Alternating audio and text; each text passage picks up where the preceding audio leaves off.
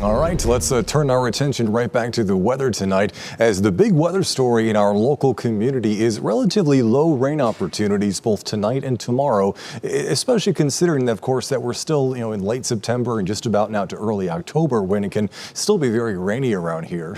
For the rest of the night tonight, obviously rain chances aren't super high, but Gulf Coast Live radar has been picking up on a few showers over the North Fort Myers area that are inching southward into downtown Fort Myers. They're not producing any thunder or lightning, but based on where they are right now, they'll likely be near San Simeon by 7:50 tonight as they continue to move in that south to southeast direction.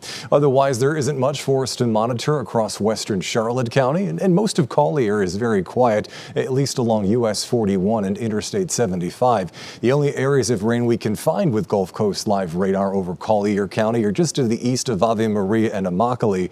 But when you lapse the radar for the past hour, you'll find that this one here is building toward the southeast, so most of that should avoid Ave Maria and avoid Immokalee. And as you can see for yourself here on the western side of the lake, things are relatively quiet. Now, the few showers that we do have in the area are battling through some relatively drier air in the mid-levels of Earth's atmosphere. This is a look at the water vapor presentation over South Florida tonight. You also can sometimes call it the moisture tracker, if you will, if you look at the mid-levels of Earth's atmosphere. And when you see these shades of red and orange, it indicates a level of relatively drier air in the atmosphere, and is a big difference as compared to the air that's here to the east of us that's swirling around a tropical storm Imelda. Because we are to the left of the center of this tropical storm, our winds here locally have this northern connection, and that's what's encouraging this drier air to move toward the south. In fact, if you lapse things for the past 24 hours, you can really see this remarkably close gradient when it comes to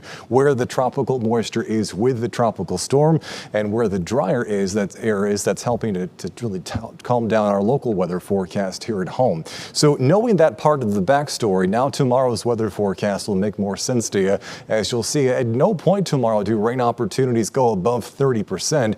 If we do see any showers or thunderstorms, as you see here on the Lee County Focused Futurecast, they should stay very isolated, and because we'll still be on the western side of what's going to then be Hurricane Imelda, everything will likely move in a north to south direction. You can see this a little more clearly on the regional Futurecast. Again, obviously not very much in the way of rain in the morning, and then what few showers or thunderstorms we see during the afternoon, again, have this north to south orientation because of how the air is swirling around what will then be Hurricane Imelda.